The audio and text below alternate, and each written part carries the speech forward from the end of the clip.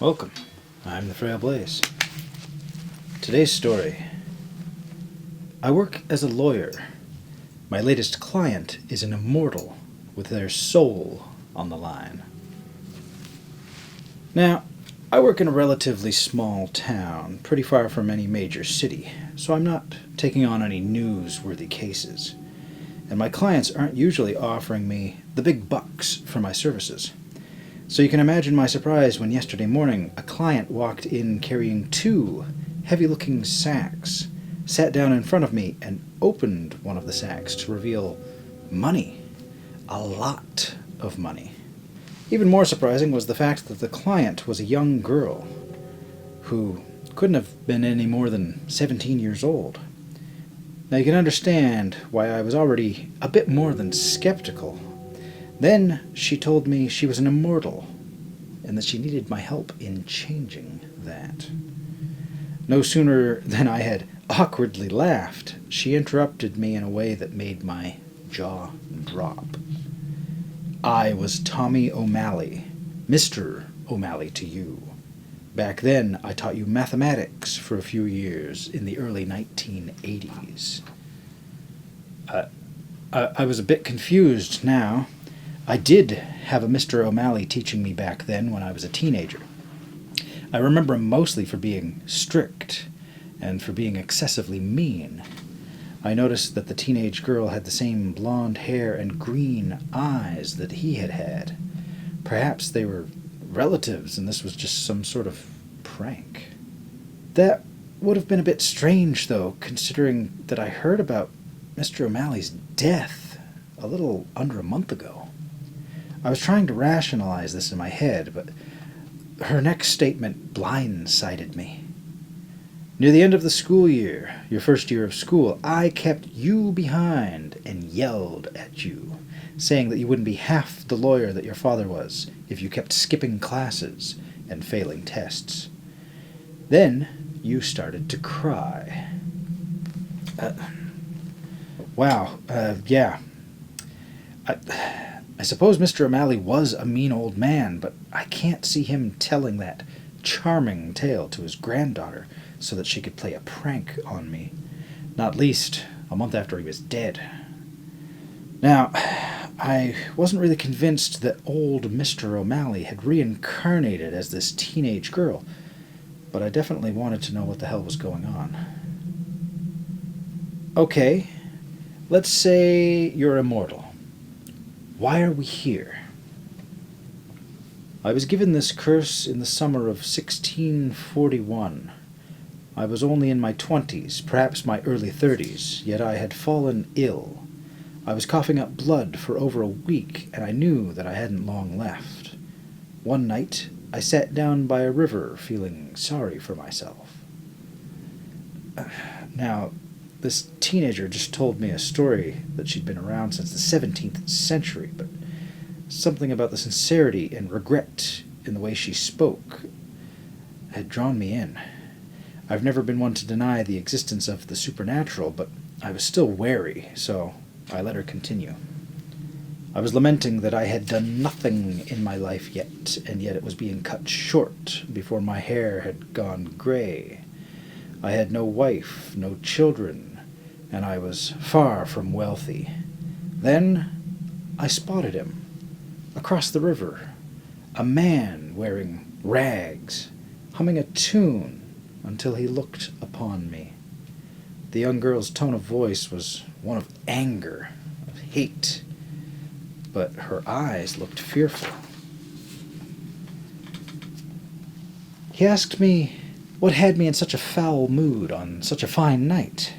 I grumbled that it was very apparent that I was dying, and that's when he grinned, a terrible, wretched smile. He stepped across the river, and the water froze under his feet. A cold chill went up my spine. He offered you immortality? I asked, in response to her silence. I asked him what the cost was, to which he told me that I would find out should I accept his offer. And What was the cost? I found myself whispering.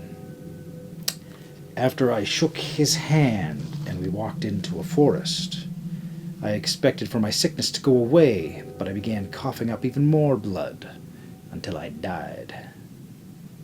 Then, a little under 3 days later, I awoke, feeling healthier than I had felt in weeks.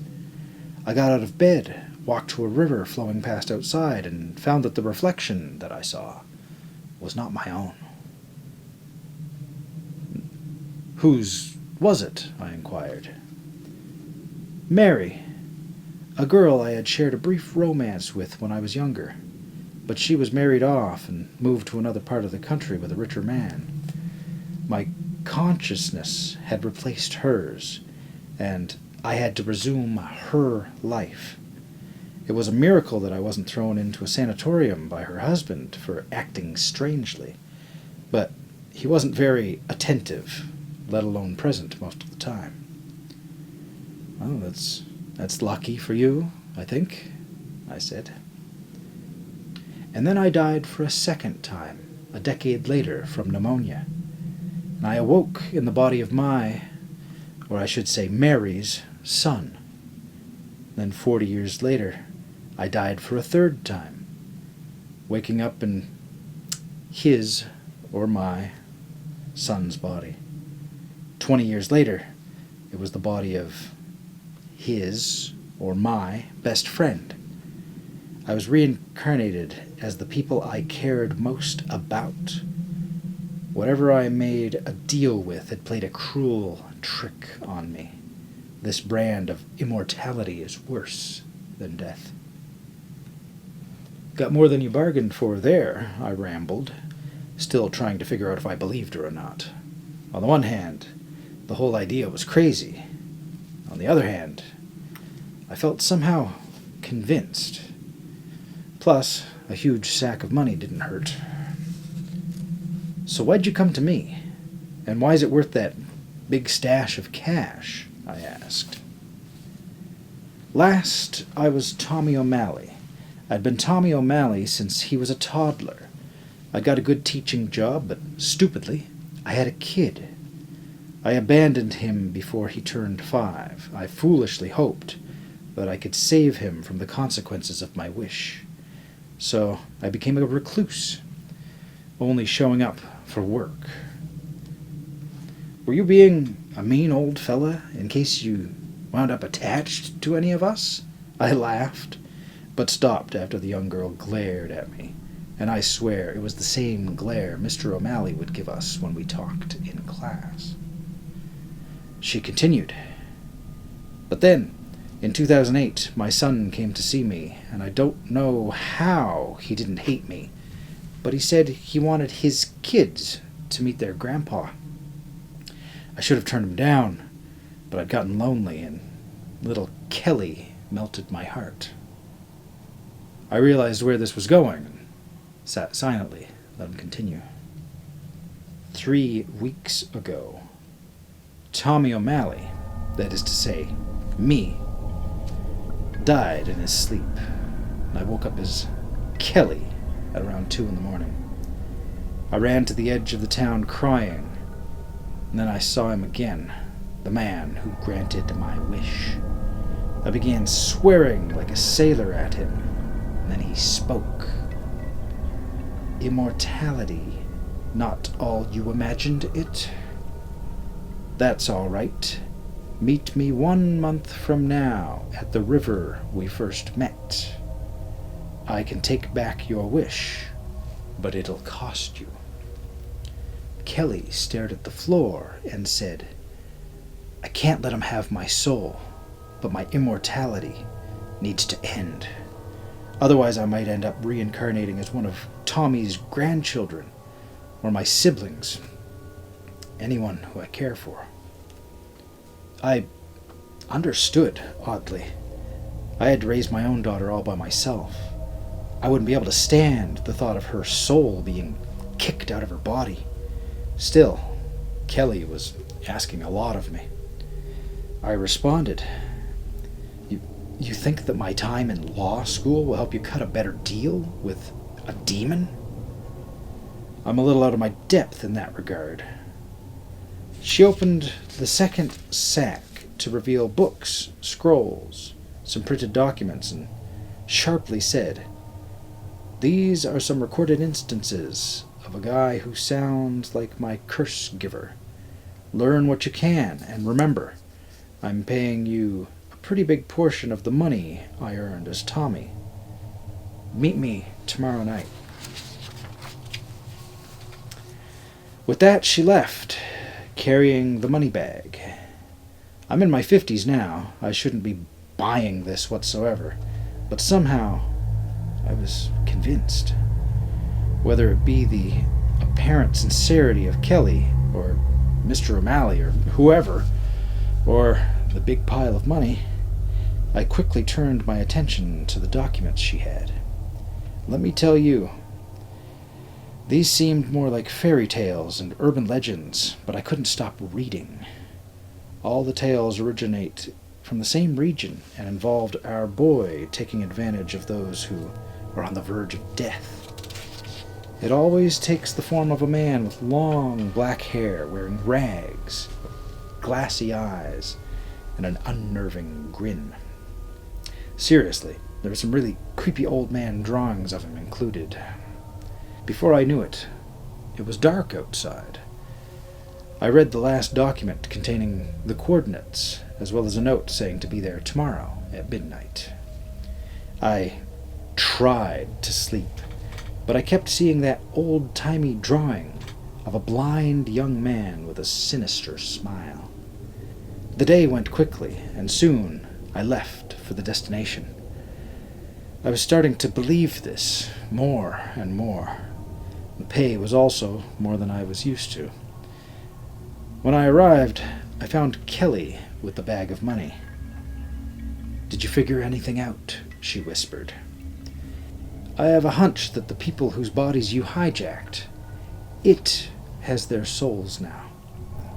Tears began falling from Kelly's eyes, but they suddenly widened. I heard a humming from across the river, and it sent shivers down my spine. A man in rags, with long hair, began crossing the river. "Did you find another way?" Kelly frantically asked me. "I'm sorry, but for the sake of your family, I think you'll have to let it take your soul." "There's another way. I'm so sorry," she sobbed. Then the blind man put its hand on her shoulder.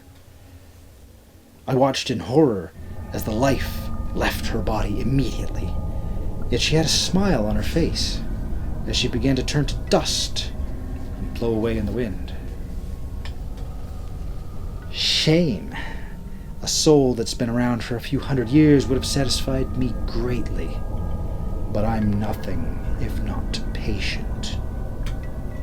And I suppose you're an investment. How's it feel to be immortal, pal? No. No, no, oh no, no, no. No, no, no. No, I stuttered as I ran back to my car, hearing the young blind man chuckling at me even as I got far away.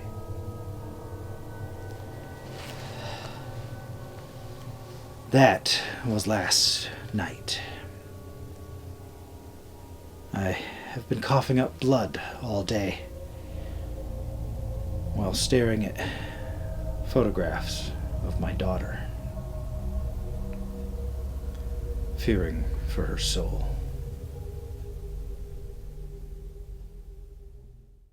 Is called Night Run. Nice title.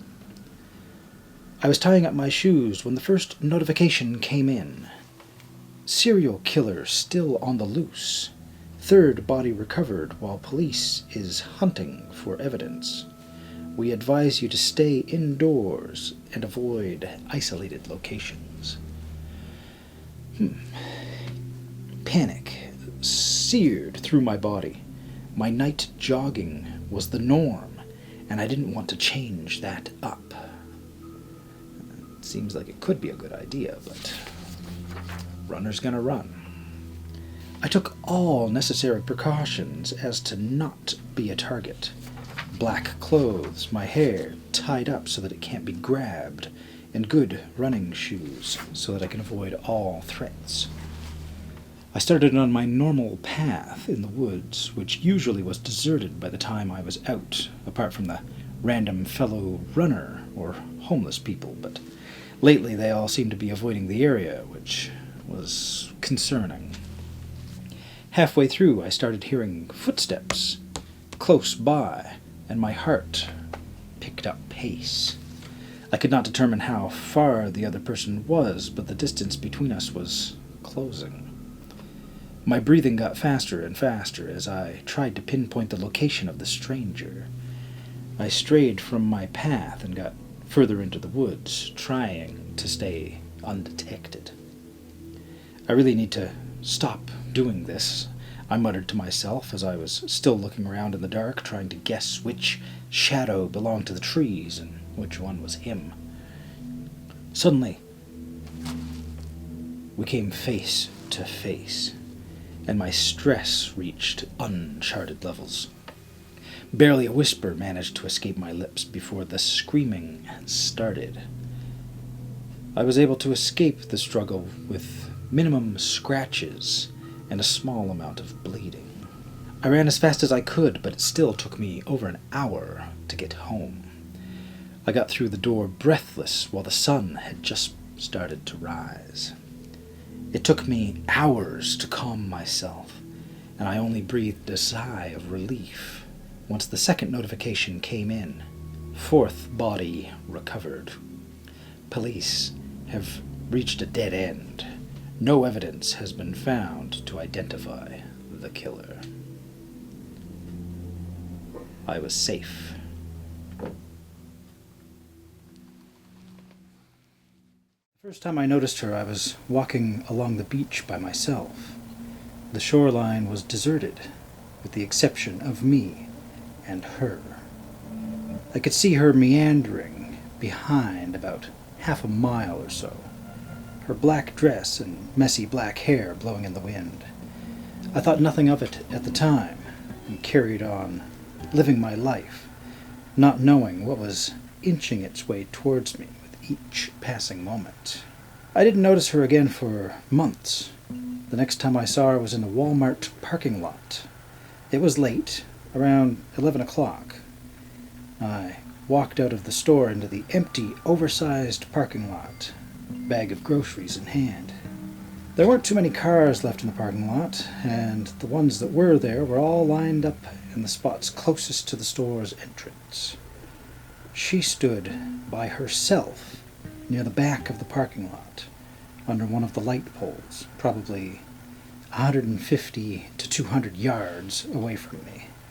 Still too far to make out a face on this girl, but something about the black dress and the black hair gave me a sense of déjà vu. I don't think I made the connection with the girl on the beach at the moment, but it was eerie nonetheless. I started noticing her more and more. Every time I had to park in a large parking lot, like a movie theater or something like that, I could find her peeking at me from over the top of the parked cars, or standing under a tree near the parking lot's exit. That same black dress and messy black hair. Eventually I started seeing her on my own street. I'd peek out my windows at night to see her partially obscured by the shadows behind my neighbor's house, or I would see her in the tree line of my own backyard. I called the police on her once. I told them someone was hiding in the woods behind my house, and I wanted them to come check it out. I watched the police search the area while she stood in place, motionless, staring straight at me. The police walked circles around her. I could have sworn they even brushed up against her a few times, but the two officers told me that they had seen nothing. They didn't even find any footprints. So that meant it was all in my head then, right? I tried to put it out of my mind, but She kept getting closer and closer. I'd be eating at a restaurant with friends only to see her standing at a bus stop across the street. I'd take my dog for a walk. I might see her looking back at me through the windows of my neighbors' houses as I walked past. Closer and closer. When she was only about 40 or 50 feet away, I could finally make out her facial expression. A small bit of mascara ran down her cheek, but she was wearing a fresh smile. I couldn't comprehend it. Something about it made me think it was happy, almost a gleeful face. Maybe the tears were tears of joy? Sometimes I think it was the face of someone who had lost a loved one, but was remembering the good times that they'd had together. When I was in a bad mood, I interpreted this face as a complete mental break. For 3 nights, she was pressed up against windows of my house, watching me as I cooked, cleaned, watched TV. I couldn't sleep. I turned off the lights, and the street lights would cast her shadow across my home in larger-than-life proportions. I tried to speak with her. I asked questions. I made demands. I begged and pleaded to tears, but she would not answer. She never made a sound, never moved. She never blinked. I took time off work. I wasn't sleeping or eating. I spent all the time I had pacing my living room, screaming at the girl in my window. Either that or crying, thinking about how I'd finally lost it. How everything I had worked so hard to build in this life had just come to a screeching halt due to a few bad neurons and chemical imbalances. As much as I tried to convince myself it was really all in my head, there was always a feeling that I couldn't shake. It felt so real. I mean, of course it did. My brain would be telling me that it was real, just as any crazy person with hallucinations believes their visions to be real. But there was just something about this girl I just can't explain. Like, I had known that she would be showing up, and I should have had her arrival marked on my calendar or something. I can't explain it. I had to get some air, so I grabbed my dog and took her out for a walk. It was the longest walk of that dog's life. We walked for hours and ventured miles from our home, but we never managed to escape the woman who'd been watching us. She peeked at us from behind our neighbors' fences, watched us behind the trees at the local park. I even saw her staring at us from the back seat of a few cars that drove by. But we kept walking. Out here I felt less restricted, like I had options if I needed to run. Plus, there is something so violating about your own home, your own sanctuary, being turned into a fucking terrarium. I dreaded returning. But eventually we had to go home. The walk we had taken was quickly turning into animal abuse. My dog needed water and to rest her legs. Whatever I had gotten into, it was my fault, not hers. When I got back to my house, my plan was just to ignore the creepy girl with the face pressed against my back window. I was exhausted, and I had not slept in days. I just wanted to have a glass of water, shower, and go to bed. I accomplished these first 2 steps easily, but I stumbled on the third. I could not resist a peek. I had to have another look at this girl. It's not something you can ignore. If you were swimming in the ocean and someone yelled, "Shark," wouldn't you look for the shark? I peered around the corner of the hallway and looked at the big back window where she had held sentry for the past few nights. She was gone. When you're swimming in the ocean and someone yells, "Shark," it's so much scarier when you can't see it. My mouth instantly went dry. I flipped on the floodlights that illuminated my backyard. Nothing. I ran through my darkened house to the front windows and looked out. Nothing. My mind was screaming. Up to this point, I had never been more terrified in my entire life. Where was she? The worst part is, I couldn't shake the feeling that I was being watched. I sat on the couch and held my head in my hands. No chance I was going to bed now. I was going to make some coffee and think. I stood up, walked to the kitchen, and flipped the lights, filling the once dark room with the light. And in my peripheral vision, I saw feet. There she was, standing in the corner of my living room, peeking out at me from behind the drapes, just feet from where I was sitting on the couch. My stomach turned. She was in my house. This was a violation. This scared me. This offended me. This made me feel vulnerable and disgusting. I puked all over my kitchen floor, never daring to break eye contact with the girl in my living room. I made my coffee and sat at the kitchen table with a knife in my hand.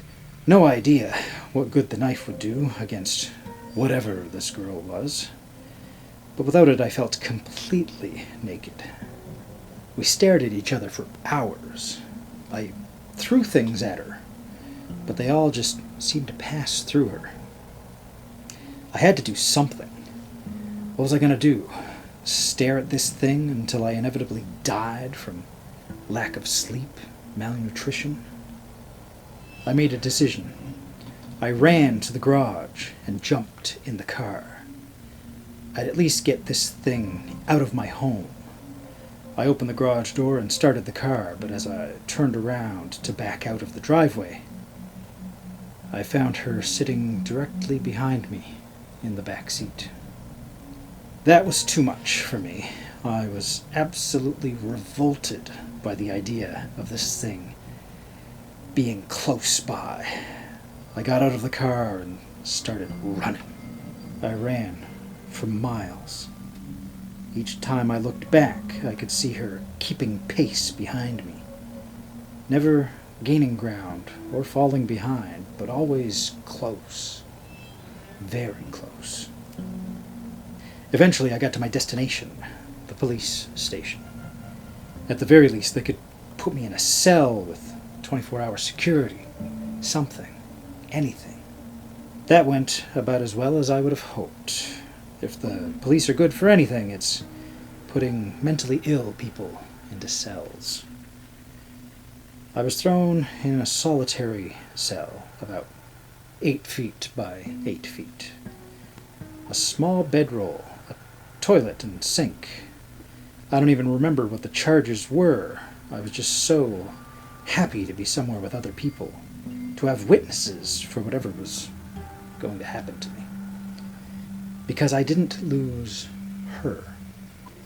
Even sitting in my jail cell, she was still there, pressing her face on the glass window of my cell door. But I was too tired to care. At least she wasn't in here with me at the moment. I don't know how long I finally slept for. But when I woke up, she was kneeling down next to me with the same pained smile on her face. Before I could even scream, she reached her arm out and touched my left shoulder, which instantly exploded in a sharp pain that radiated down my arm and across my chest. I started screaming. My breath grew short and my vision started to narrow.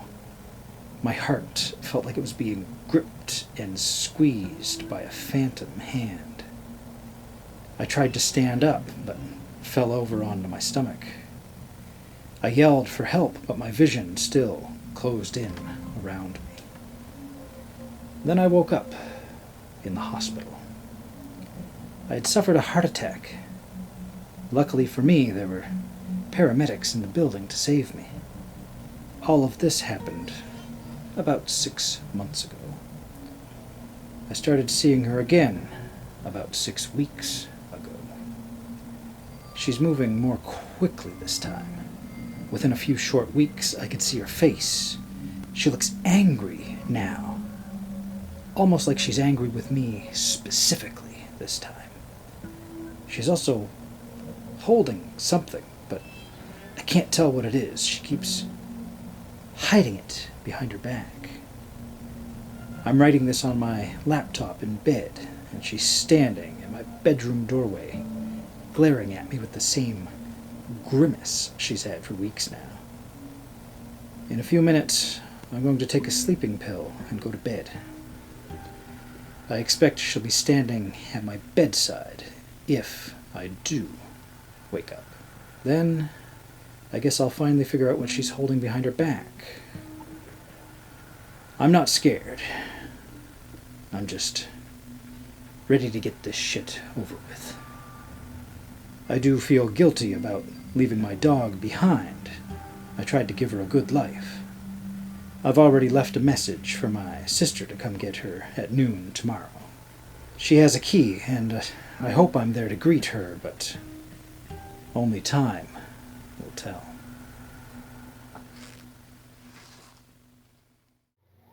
My boyfriend hates the painting I brought home. I bought View to the West from a police auction for $30. Okay, fine, it was the starting price and there were no other bids. It was an oil painting, or so I assume, and the burnished bronze frame that was included with it was probably worth $30 alone. The painting itself is pretty enough that I figured that at the time it'd make a nice little piece to hang over the couch of our apartment, add a little maturity to the look of the one bedroom my boyfriend and I share. When I brought it home, my boyfriend was furious, accusing me of wasting money again, and I knew that every penny was precious. He was unemployed, and I was barely keeping us afloat with my grocery clerk job. $30 was a lot of money, especially for something he labeled as a frivolity. But I never got to spend any money on myself. $30 is worth my mental health, is the general tune of what I said. He wanted to argue, but even if he wanted to break up right there, he'd be homeless. No close living family to speak of. Besides, we were technically in love, and he couldn't leave me without putting some major thought into it. I wish I could tell you what the painting looked like, but I don't remember by now. I only remember the frame, with its intricate little floral designs and details. It's heavy, like real bronze, and the painting itself is about 3 feet wide and 2 feet tall, plus a few inches for the frame. There is no signature on it, which pointed me to it being something maybe less mass-manufactured.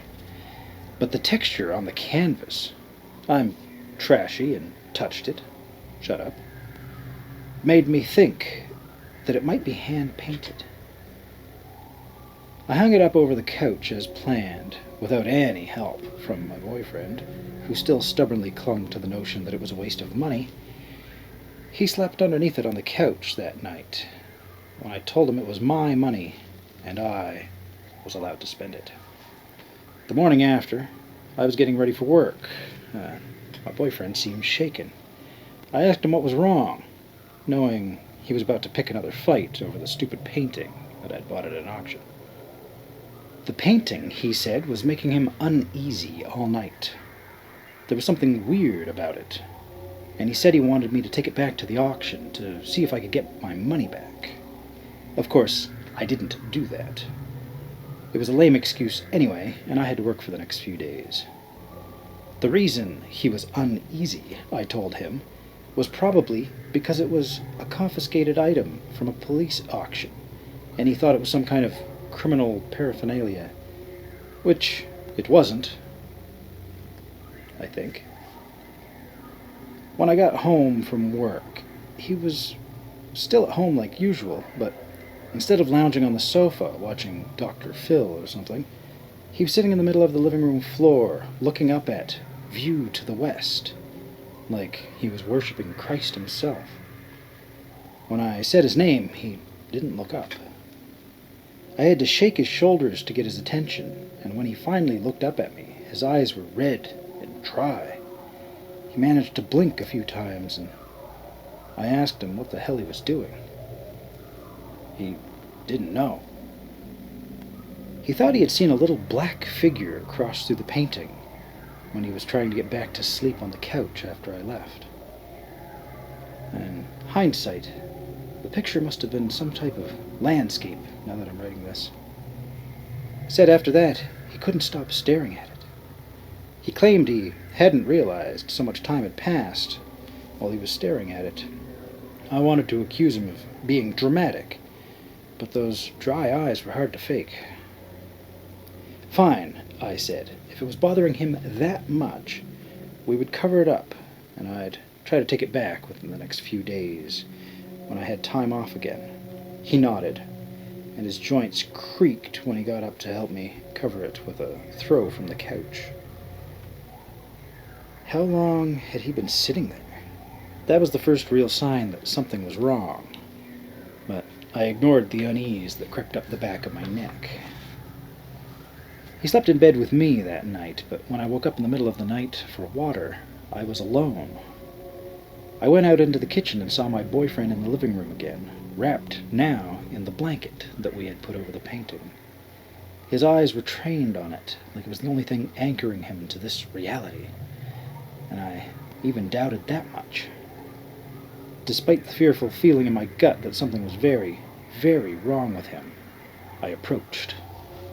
I even tried to put myself between him and the painting, but he stared right on through me. I shook him again, and he waved me off. I regret this, but I went back to bed shivering instead of calling for help. I didn't know what to do. Please, don't judge me for that. When I woke up to my alarm in the morning, my boyfriend was nowhere to be seen. The blanket he'd been wrapped in was in the middle of the laminate flooring in the living room, discarded. The door was locked, the bathroom empty, but he'd left his keys on the kitchen counter where they always were. And there was the painting, hung up on the wall where it had always been. I inspected it, hoping to see what my boyfriend had seen in it, trying to understand the obsession, and praying it would tell me where he had gone. Fear soaked my bones. What if the painting had become too much for him to handle? What if I had awoken to a psychotic break with the painting? What if he had been on the street losing his mind and I was sitting at home, fretting over what he might be doing instead of going out and searching for him? And then I saw them. 2 little dark figures, like the shadows of moths fluttering across the center of the painting. I pulled myself away from it, unsure of what I saw, desperate to see it again, to prove that I wasn't seeing things like my boyfriend had. That was about 30 minutes ago. I texted my mom to let her know that my boyfriend is missing. If you know an unemployed Jonathan in Omaha, let me know where he's at. We should talk. I'm worried about him. In the meantime, I'm going to go look at that painting again to watch for those figures one more time. There must be something there.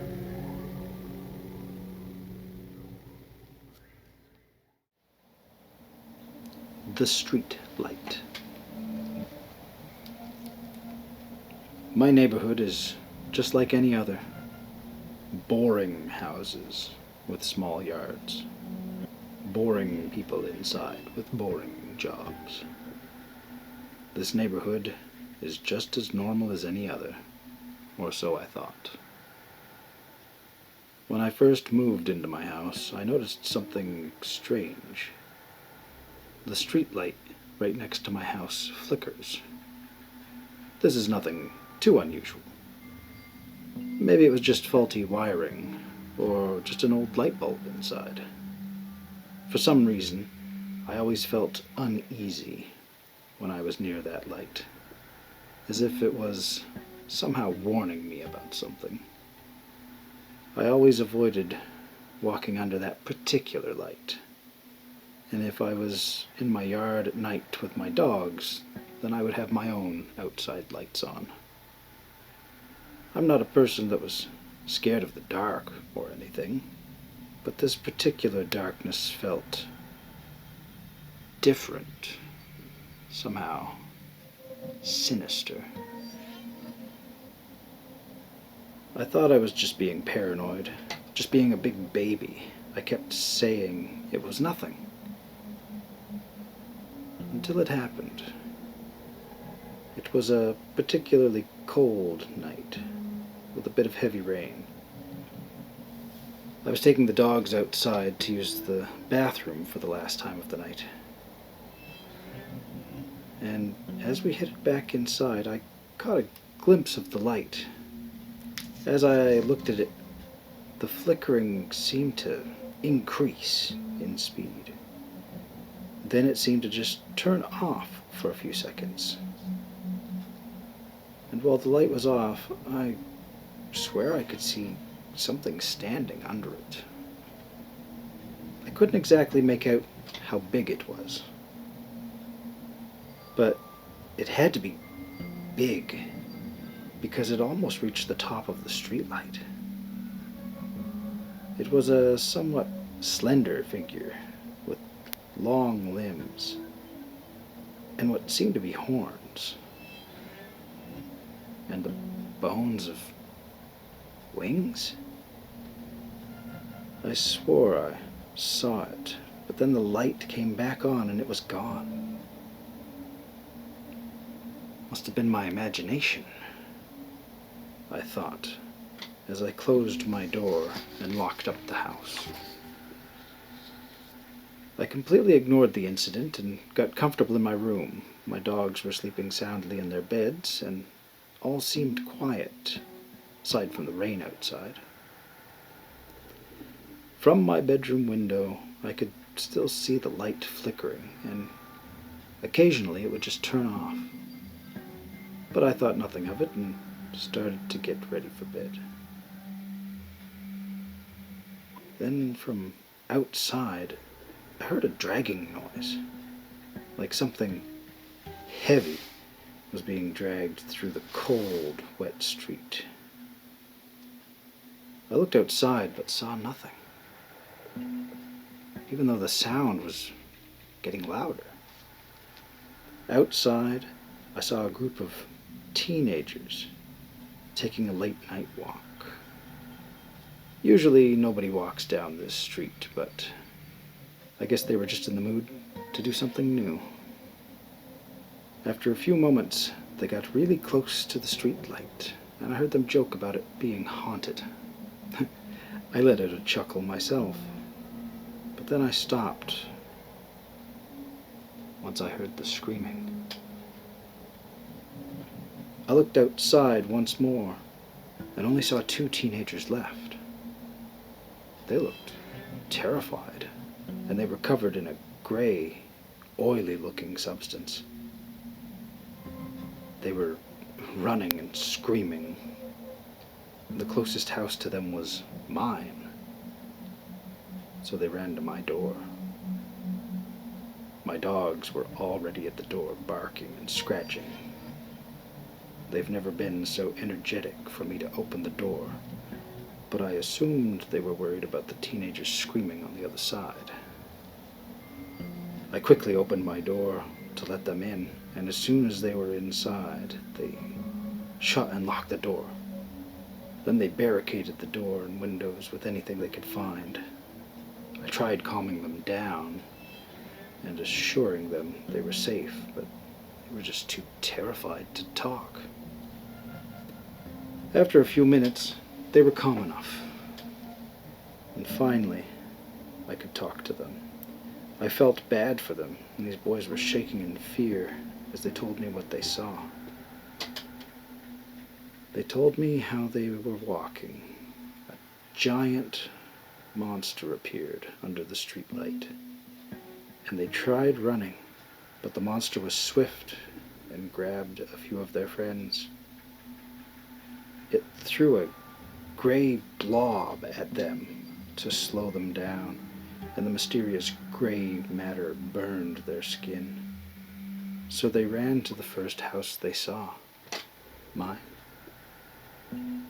I let them get cleaned up in the bathroom and wrapped their injuries. I gave them some tea and some food. I then offered to drive them home, but they were still too scared to go outside. So I let them stay the night, since it was late anyway. It took a while for them to fall asleep, but they eventually did. I heard a strange noise outside and couldn't resist the urge to look. A car was driving down the road, and as soon as it reached the streetlight, the light turned off, and a monster appeared.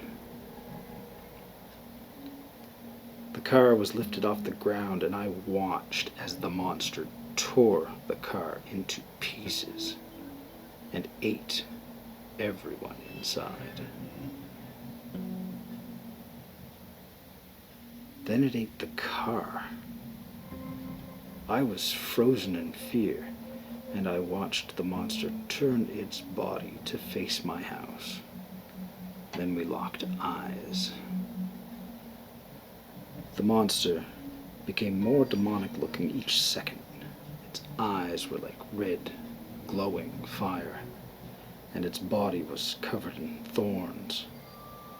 The horns atop its head twisted towards each other. Its body seemed to drip with a gray substance, and its figure seemed to tower over me. The more I looked at it, the closer it seemed to get. It stopped moving once it was right in front of my house. The monster then hunched down to my window and seemed to laugh. As it laughed, a gray, oily substance leaked from its eyes and mouth.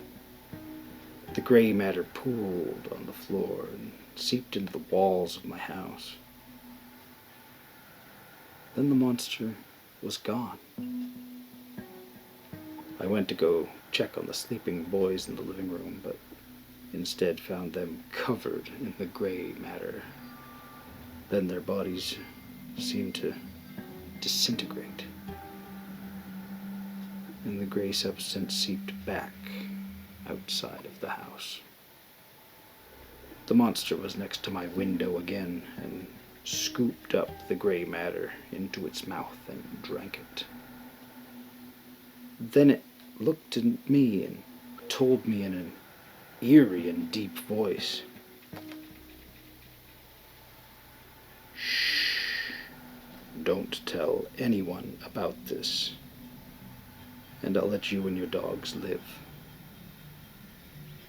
But once a year I need to eat, so when you see me, make sure to have some friends over, or maybe don't help my next meal escape." I very slowly nodded in agreement as I watched the monster disappear under the streetlight. I haven't seen it in a while. Maybe I imagined the entire thing. Maybe it was all in my head.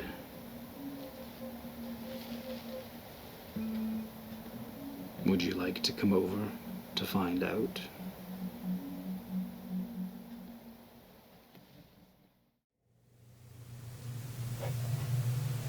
Welcome. Our story this time.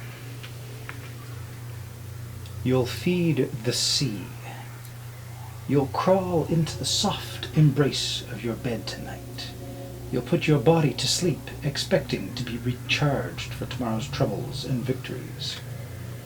The icy lick of the wind will jolt you awake. Your eyes will shoot open before being forced into a squint at the salty bite ahead of you, behind you, all around you. Nothing but the sea. You'll think you're dreaming. You will start to swim. The tides will fight against you, quickly draining you of energy. You're not used to not having control over the water. You can't turn the faucet off when it gets too cold. You can't step out of the pool. Here, you're completely subject to the will of the waves. Hyperventilating, you'll stop to look around for anything other than yourself and the ocean.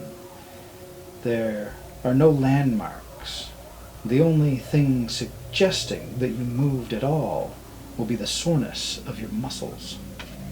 You may scream, you may cry, but there is no one coming to save you. You'll be alone, with nothing to eat or drink, without any tools. Any survival information you gleaned from television or internet videos will be rendered useless beyond a cruel taunt of a slightly better situation. You will close your eyes and pray to wake up in your bed. You'll hit yourself again and again. You'll beg your mind to save you from this fate. Then you'll start to realize you're not dreaming. The cold will nibble at your toes and fingers, turning them stiff and numb, and your blood will thicken in your veins. When dehydration sets in, your head will pound and spin, your throat will burn, and even the basic task of keeping yourself floating in the water will seem impossible. White-capped tongues will roll you around, dragging you under for a taste a few times. Your head beneath the waves, a haze of darkness will be all you can see as you are spat out to the surface again and again. Drawing breath will become a fight, and your skin will start to blister, sloughing off in dry strips. Your fingernails will break and slip from the nail bed. You will slip under the dark currents more and more, each time drifting closer to giving in and fulfilling your final destiny. Fragmented memories of your loved ones, friends, and pets will fade in and out of your broken consciousness, remnants of your expiring life. When you are finally tenderized, you'll fall under the waves one final time. You'll try with everything in you to rise again, but you will simply have nothing left. You'll hear the choir below. You'll hear rumbling bouncing off sunken stone tiles. As the water fills your lungs, you will taste the harsh salt scorching your mouth. You'll feel something brush against your leg, something great and hungry. You'll be washed away. Your body and your soul will disappear into the maw of the deep. For your enjoyment is called Don't Tell Dad. When I was young, my mama put me on an old scale every week. A core memory I have is her looking concerned at the number. It probably jumped up by a pound or two. I still didn't understand the importance of the number at that point. It's okay, baby, just don't tell Dad. He'll be upset that it went up. I understood that the numbers were important to Dad, but within me grew an insatiable hunger, even greater than my desperate hunger for his approval. Mama told me much later that she didn't feel right putting me on that scale. I was just a growing little girl, after all. But it was a fight she didn't want to pick with Dad. He was a very difficult man, and she wishes now that she would have known how important it was to pick that fight or leave.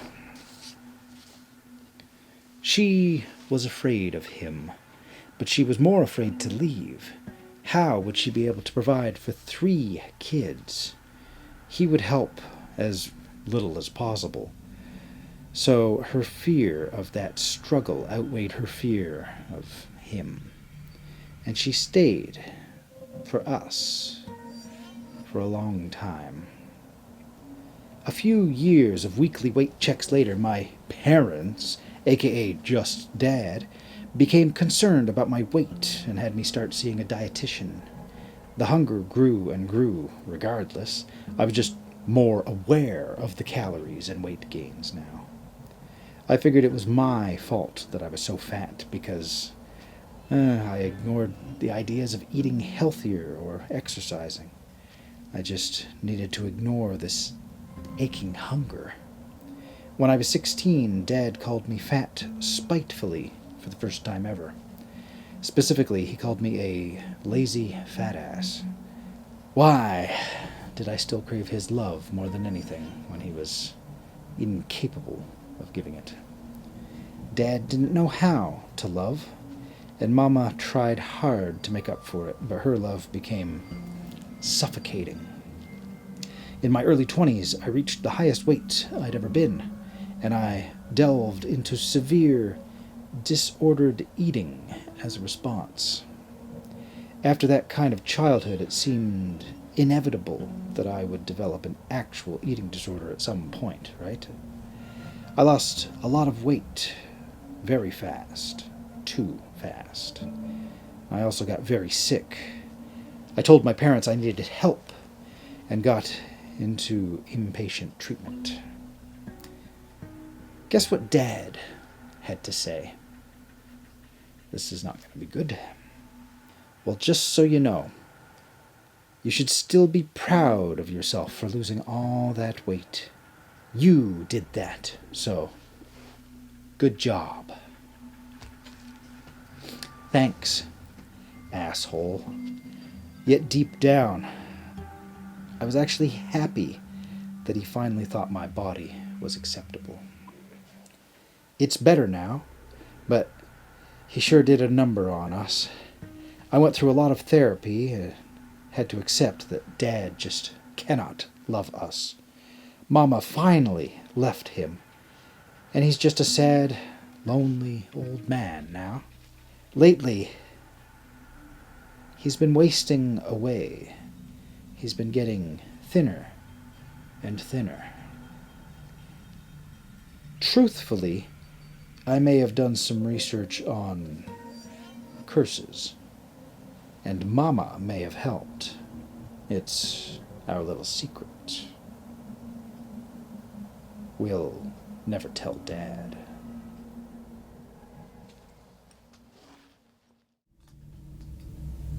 What? Another one? I thought that one was pretty good, but if you're not satisfied as of yet, I guess I have one more. This one, quite the title. This one is called, "The Government Now Requires Cheryl to Cheat with Multiple Partners in the Dating and Relationship Scene." Believe it or not, this is a brief story. The title is at least 10% of it. Not actually, but I'm being hilarious. The government now requires Cheryl to cheat with multiple partners in the dating and relationship scene. She has no choice in it, but she does get paid for it, which is the only good thing from all of this. To be paid to date. The reason for this is for something unusual and unique. For as long as Cheryl has been dating, each of her partners have had dark things in their closet which they had kept away from the rest of the world. When Cheryl was a teenager, her very first date and boyfriend was with a seemingly nice boy. It was later found out that her first boyfriend had enjoyed torturing animals and wearing their skin. He would then go out pretending to be that animal that he had killed. Oh, this is twisting. When Cheryl was in her early 20s, she went out with a guy who seemed all put together. He had a nice job and had a wonderful place to live. It was later found out that he was a cannibal He was caught out by his employees when he tried eating the cleaner. Throughout Cheryl's teens and early 20s, all of her boyfriends were either killers, cannibals, thieves, or physical abusers of some nature. Then, someone who worked in the prison system had noticed that every one of Cheryl's boyfriends were now in the very same prison. The guard notified his superiors, who notified their superiors, and then the government got wind of it somehow. Cheryl seemed to only attract the worst, and the government had thought to themselves that the more Cheryl attracts these types of people, the more they can put them away and protect society. Cheryl was visited by agents working with the Secret Service, and after a great deal of talk, she decided to just go with it. So she did as she usually did. She'd go out on dates with a seemingly nice person. But in the end, after some time, she'd end up finding out that they've done something absolutely horrific. It's Cheryl's weird power, in a way. Then the government asked Cheryl to up her dating by cheating, so she could go out with more than one person with a dark secret, but at the same time. So Cheryl started cheating, and every partner she chose to date ended up being found out to have something about them, like having human bones in their garden, or something meaty down the drains. Cheryl doesn't know why she attracts these types of guys, and she wished that she could go out with someone normal, just a decent person. The government, though, have found a use for this very unusual, coincidental trait. Cheryl decided to go out with women, even. But the same thing would happen. Even those women she went on dates with would have dark secrets, which would land them in prison.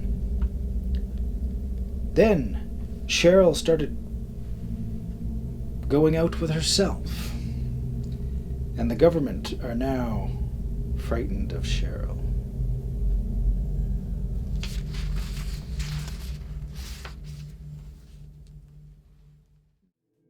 Our story today is called Why I Quit My 6-Figure Job. Most people are usually surprised when I tell them I quit my 6-figure job without a backup plan. They are a little more understanding when I tell them I was an underwater oil rig welder. This is a dangerous job, to say the least, but I didn't quit because of how dangerous it was. I quit because of something I still have a hard time coming to terms with. I know I sound troubled, to be honest. I feel nervous even thinking about it. I know what I saw was real, but everyone around me seems to think I've lost it. But that's not why I'm writing this. You see, I am starting to forget things. Not just tiny details about the incident, but important details. Yesterday I tried to recall how I found the job, and I'm ashamed to say that it took me 3 hours of racking my brain to remember. It was only 2 months ago. There's also another thing. If you continue reading this, I ask only one thing. Please understand why I did what I did before judging me. If you know nothing about this job, just know that it's very dangerous, which is why the pay is so good.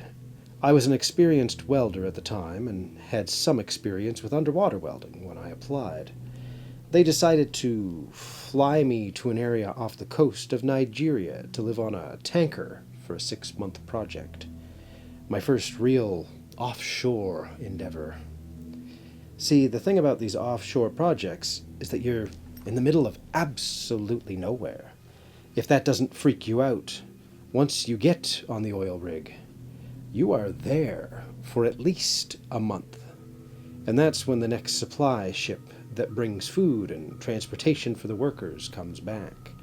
You would spend a month on the rig and then get 2 weeks on land. Needless to say, I didn't really care. I was making around 150,000 for this job. That ship could come once a year for all I cared. The first week on the job was pretty average. I was a bit nervous, but once I started the job, it went smoothly. At the end of the week, I got some feedback, and I was surprised to see that it was good. I was off to a great start. The second week was more of the same. But by the third week, some cabin fever had started to kick in. It feels kind of like the movie Groundhog Day, where the same things happen every single day. I would wake up, get breakfast, say hi to the cleaning crew, talk to my supervisor about the plan for the day, meet with the rest of the team, and get started on the job, like clockwork. So, to add some variety, I started going on night walks around the rig. I don't think I need to explain why these are highly discouraged. The ocean at night is monumentally dark. If something or someone were to fall into it, they might as well be considered dead. Regardless, I still went out. I remember finding it scary when I first saw how dark it was, but also a little bit soothing. Staring at the inky black waters made me feel like I was almost floating in space. You could throw an apple into the waters, and it would feel like it was vanishing into thin air. I remember those first few nights walking around the rig to be very meditative. But it only lasted for those few nights. I noticed one night while walking around the rig that another one of my coworkers was out. It was Mason. Mason was another welder who worked on the rig with me. We chatted a few times before, but I never really had a deep interest in getting to know him any further. I found him to be a nice guy, but somewhat naive and a little bit dull. Something strange was up with him tonight, though. I called out to him, but he didn't respond. I started walking towards him from his left, and as I got closer, I noticed he was leaning on the railing, staring at the ocean. His eyes were wide open, and he was drooling. I remember putting my hand on his shoulder to wake him up, but he jolted when I touched him, almost as if I had woken him from a deep sleep. And yet the look he gave me was one of absolute fear. But before I could ask him if he was okay, he was walking back to his room. Not going to lie to you, I was definitely feeling a little uneasy after that, but I just chalked it up to lack of sleep or maybe a mental health issue. That's when it happened for the first time. The moment I looked at the water, I was transported to some weird place. I can't really explain it. Rather, I don't know how to explain it. But the closest word I can use to describe it is hell. But there's no fire or people burning. There's just a black swirl with a bright, huge yellow eye in the middle. And I was slowly falling right into it. And I kept falling into this black swirl. This immense pressure in my chest kept building up. My breath kept getting shorter. It was like my lungs were ready to burst. And then it said something. The sound was like a million ship horns blasting at the same time. At first, I didn't understand. And then it said it again, and again, and again. Until finally, I realized what it was saying. Feed me. I suddenly woke up, but as I was regaining my wits, I saw it in the water. It was only for a split second before it closed, but I'm confident that I saw it. The bright yellow eye was almost the size of a small yacht. Before I could comprehend what the hell was going on, it disappeared back into the black waters. I immediately threw myself back when I noticed that I was leaning on the post. Now I was definitely freaked out. I rushed back to bed. Of course, that didn't help. That thing, it was in my dreams. I was under the water this time, doing some welding. Then I started to feel the strangest sensation. It felt like there were invisible hands pulling me down. I didn't want to look. I just kept staring up. But the pull only got stronger. I went to quickly check down. Within an instant, the ocean floor started opening up. I couldn't move. I couldn't make out what was happening. And then I heard it again. Feed me. It was the only thing it said. I lost my grip and started falling. It felt like I was wearing a suit made of lead. I was sinking faster and faster. I looked down, and there it was. The eye. My breath was getting shorter, and my lungs felt like they were being squeezed. And then everything went black. I thought I'd died, but then I woke up. I didn't see Mason the next day. Apparently, he was sick, but I'm not sure how true that was. I'm pretty sure that he saw it too. Life continued on. As I approached 4 weeks, I promised myself no more night walks. But the dreams didn't stop. In fact, they only got more intense. I tried to work more to help me forget about that thing. I would pick up any extra hours I could, but there were only so many hours I could work. I made a deal with myself to get the fuck out of the water as soon as it got dark. It didn't help. I would sometimes zone out and find myself back in that dark, hellish place, falling into that swirl helplessly. I noticed something else as well. I was getting really itchy, but in particular my feet were starting to itch a lot. I was constantly scratching them. The only time they wouldn't itch, though, was when I was walking. So I kept active and started walking during the day when I had the chance. I would sometimes see Mason on my walks. He seemed like a shell of his former self, sometimes just standing in the middle of the hallway. I think that thing had really affected him.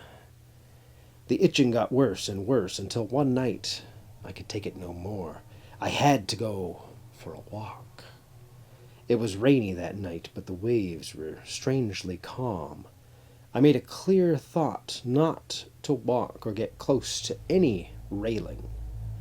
I knew that thing was out there, waiting for me, waiting for some kind of fuck-up like me to get caught and slip.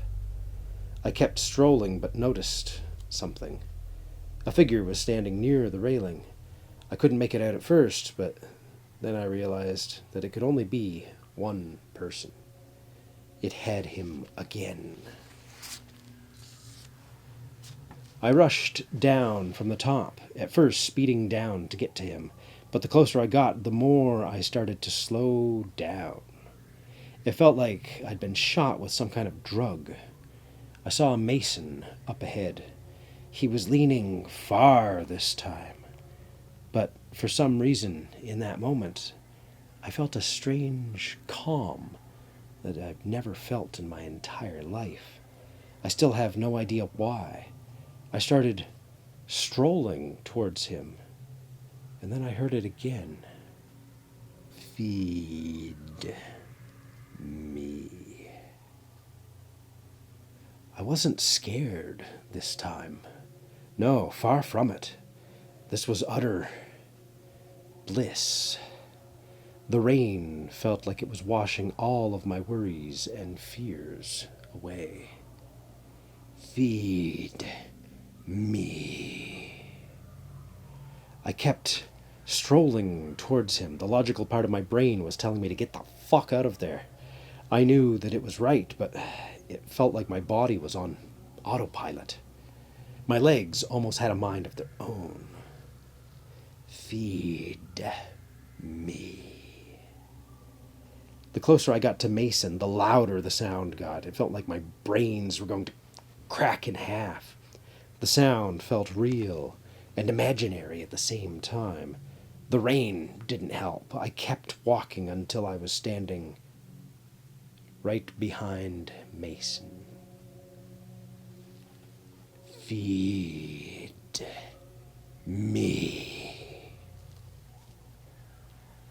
Mason was leaning far, very far. I knew what I was going to do next. Rather, I knew what my body was going to do next. The sound was splitting my head in half. The euphoric feeling was gone now. I felt like I was a passenger in my own body. I couldn't move my arms. I couldn't move anything. But I was watching my body react and move anyway. My left arm came up, and with just a slight push, Mason was gone. It took 2 seconds for him to disappear into the dark. He didn't scream. He didn't even flail his arms as he fell. He just dropped like a rock. I stood there for a few seconds, hoping that this was another dream I could wake up from. I tried to turn back, but I still couldn't move my body. And then I saw it. The yellow eye slowly came out of the pitch-black waters. It scared me. I wish that I could put it into words how terrifying this was. It almost felt like the entire ocean floor belonged to whatever that thing was.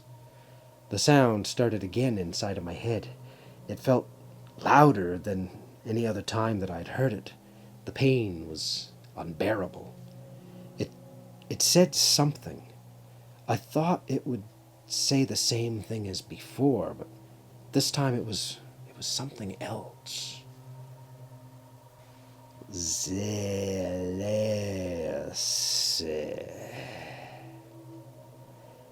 It didn't sound English. The pain was too much now. I started throwing up. My body had finally relented, and I was able to move. I immediately fell to the floor. My legs felt like I had walked 1,000 miles non-stop. The cramping was too much. My chest felt an immense pressure, as if I was submerged under the ocean. Zealous.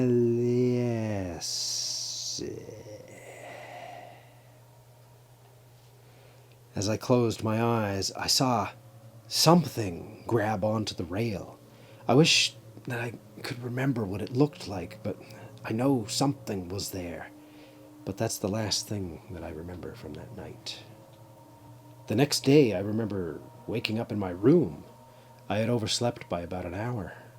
I immediately rushed out, thinking that I would be in for a serious chat from my supervisor.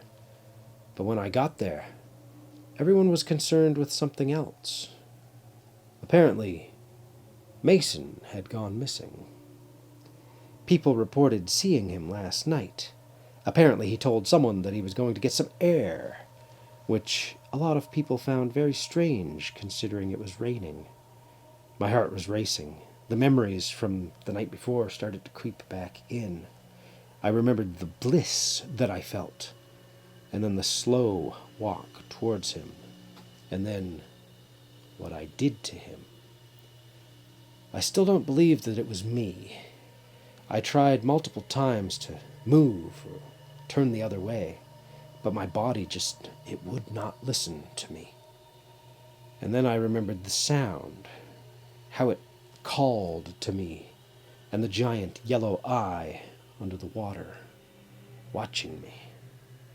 Nevertheless, Mason was gone.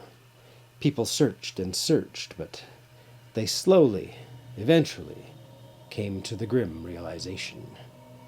He was declared dead by the end of the week. My heart sank every time I heard his name. I couldn't take it anymore. I quit. I got on the boat at the end of the month. My supervisor threatened to blacklist me for breach of contract, but I didn't care. I just wanted to get the fuck away from whatever the hell that thing was. I got back home and just started non-stop drinking with the money I'd made. I can't remember the last time in 2 months I haven't been blackout drunk. It doesn't help that much. Every time I fall asleep, I have the same dream. But this time, it's just a little bit different. As I'm falling into that pitch black swirl, the eye comes out. But as I look around, I see Mason falling ahead of me, lifeless and limp, towards that eye. Ooh, well, what an interesting creature, demon, entity this is. Let me know what you think this might be in the comments. And if you haven't already, please subscribe. I do hope that you'll join me in the future for more Frail Blaze tales.